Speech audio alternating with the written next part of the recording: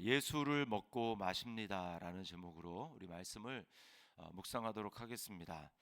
자, 오늘 우리가 이 본문들은 보통 이제 성탄절에 많이 이야기를 하고 설교를 하는 본문입니다. 오늘은 이 구유에 누이신 아기, 그리고 이 베들레헴이라고 하는 그 부분을 통해서 예수를 먹고 마시는 것에 대해서 좀 말씀을 드리려고 합니다.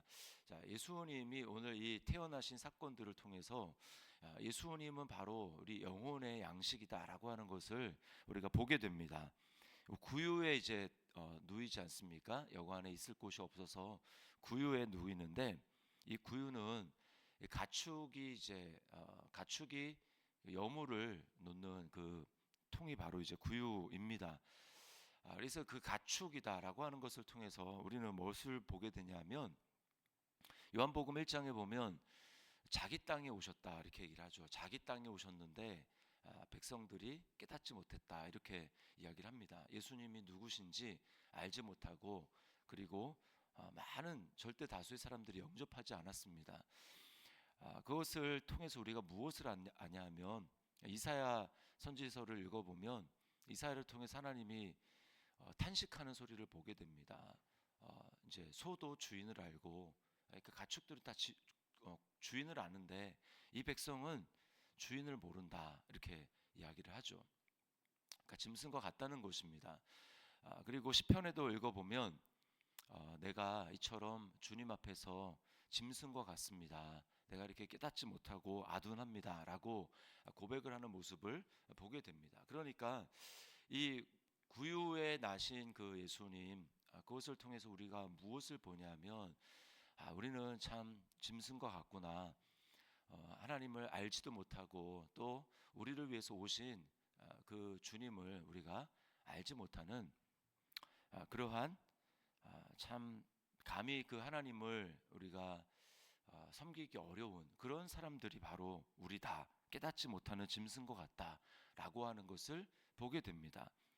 자, 그런데 이 주님이 이 구유에 오셨다라는 것은 역설적으로 너희에게 내가 필요하다, 너희는 나를 먹고 마셔야 된다라고 하는 것을 보여주는 것이죠. 그러니까 우리가 이제 룻기에 보면 베들레헴, 이제 그 나오미가 그 가족들이 일가가 다 고향이 베들레헴이잖아요. 근데 왜 모압으로 내려갑니까? 베들레헴이라는 뜻이 이제 베이트라고 하면은 집이고요, 레헴 하면은 빵입니다. 그러니까 빵집이에요. 베들레헴은 빵집인데, 빵집에 이제 빵이 있어야 되는데 흉년이 들어서 빵이 없잖아요. 그래서 이제 모압으로 간 것입니다. 저는 이것이 오늘 이 누가복음 베들레헴에 예수님이 이제 나신, 근데 나중에 한 10여 년이 흘려서 이제 하나님이 베들레헴에 그 땅에 은혜를 베푸셨다라고 하는 것을 통해서 다시 돌아가죠. 돌아가서 결국은 다윗을 이제 낳게 되고, 그래서 이제 다윗이 낳게 됐다. 이게 이제 룻기의 결론인데, 그게 이제 오늘 누가복음으로 연결이 되는 것입니다. 예수 그리스도, 정말 이 땅이 베들레헴이라고 한다면 빵이 마땅히 있어야 되는데 빵이 없어서 많은 사람들이 굶어 죽는 것이죠. 근데 진정한 그 주림은 무엇입니까? 아모스 선지자를 통해서 말씀하시는 바, 이 땅에 양식이 없어 주름이 아니라 말씀이 없는 기갈이라고 말씀한 거예요. 그러니까 진정한 양식은 하나님의 말씀인데, 결국은 그 말씀은 누굽니까? 예수님이죠. 결국은 이 베들레헴 빵집에 예수님이 구유에 태어나셨다라고 하는 것은 우리로 하여금 우리가 예수님을 믿고 예수님을 먹고 마시지 않으면 살 수 없다라고 하는 것을 보여주는 것이죠. 광야의 이스라엘 백성들이 먹었던 만나를 기억하지 않습니까? 그것은 예수님을 예표하는 거예요. 그래서 신명기에서 그 광야의 40년의 삶을 이렇게 회고하면서 모세가 뭐라고 얘기를 합니까? 사람이 떡으로만 사는 것이 아니라, 하나님이 너에게 만나를 먹이신 이유가 뭔 줄 아느냐?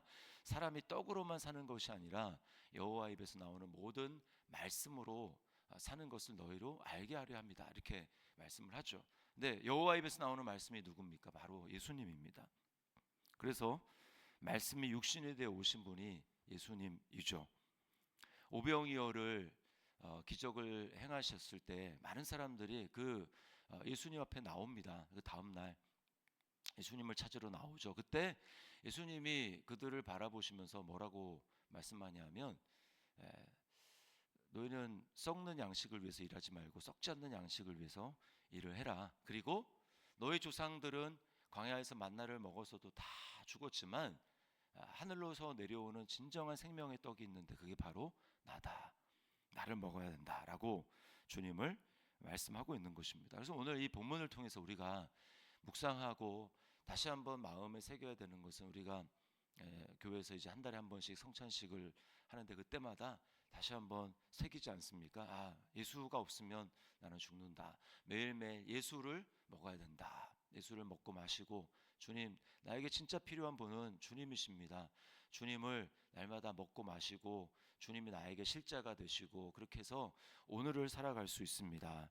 주님, 날마다 예수님이 내 삶의 중심이 되어주시고 저를 다스려 주시고, 내가 날마다 예수로 충만하고 예수로 만족하고 예수로 먹고 마시게 하여 주옵소서. 오늘 이 본문 말씀을 우리가 묵상하면서 다시 한번 그 기도를 하나님 앞에 드려야 되겠습니다.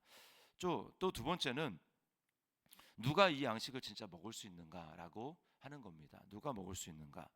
그것은 오늘 이 예수님이 태어난 소식의 첫 번째 이 소식을 들었던 이 목자를 통해서 우리가 좀 유추해 볼 수 있습니다. 굉장히 좀 안 어울리는 그 조합이에요. 극과 극입니다. 이 8절부터 15절까지 보면 이 목자들이 베들레헴 이제 어딘가에서 양을 먹이고 있는데, 그들에게 밤에 이제 주의 사자가 나타나, 천사가 나타나죠. 그리고 또 이제 너희를 위해서 구주가 나셨다, 기쁨의 소식이다. 그러면서 그 이야기가 끝나니까 이 천군이 나타나서 이제 찬송하는, 찬양하는, 지극히 높은 곳에서는 하나님께 영광이고 하늘에서는 영광이고 땅에서는 기뻐하심을 입은 사람들 중에 평화다. 그럼 도대체 그 기뻐하심을 입은 사람들이 어떤 사람이냐는 거죠. 이게 바로 목자와 같은 사람이라는 것입니다. 여러분, 그 목자는요, 당시에 가장 이제 사람들로부터 기피 대상이 목자였습니다. 왜냐하면 목자를 굉장히 낭만적으로 생각하지만 이 당시에는 이미 목축이 주 그게 아니었어요. 원래 이스라엘 백성들이 구약에만 봐도 가나안 땅에 정착하기 전까지 이제 그들이 이렇게 유랑하면서 목축을 하지 않습니까? 그래서 고센 땅에 이제 야곱이 내려갔을 때 바로에게 요셉이 이제 뭐 물어보면 이렇게 대답하라고, 우리 조상들은 대대로 이제 목축을 하는 사람이다, 이렇게 하지 않습니까? 그때는 이제 목축이 대세였단 말이에요. 근데 가나안 땅에 들어가서 정착한 다음에는 농업으로 이제 바뀌는 겁니다. 그리고 수많은 세월을 흘러서 예수님 이 당시에는 목자들은 주된 그 사람들한테 그 나라의 주된 직업이 아니었습니다. 근데 목자들은 양을 키우는데 양똥이 묻어 있고, 그래서 가면 이 냄새가 나고 더럽고 그런 사람들이 목자입니다. 그러니까 사람들은 목자 딱 하면 누구를 떠올리냐면은 이제 오늘날 씻지 않고 길거리에서 자고 뒹굴면 있는 그 노숙자들 생각하면 딱 맞아요. 그런 이미지입니다. 그러니까 사람들한테 배척받고 정말 더럽고 가까이 가기 싫고 냄새나고 이런 사람이 목자입니다. 사회에서 사람들이 싫어하는. 그런데 오늘 그들에게 천사가 나타나고 천군이 나타났습니다. 하늘에 빛나는 천사들. 근데 목자들, 이건 완전히 극과 극이죠. 이거는요, 누가 예수님을 믿고 하나님 나라 백성이 될 것인가 라고 하는 것을 우리에게 아주 잘 보여줍니다. 한마디로 겸손한 사람들, 하나님 앞에 나는 아무것도 아닙니다 라고 고백하며 자기를 낮출 수 있는 사람들, 이 사람들이 바로 하나님 나라 백성이 되는 것이죠.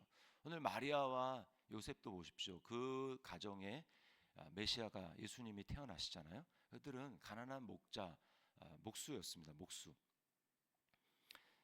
가난하죠. 그래서 예수님이 마태복음 5장에 팔복에서 첫 번째가 심령이, 옛날엔 심령이 돼 있는데 지금은 이제 마음으로 바꿨습니다.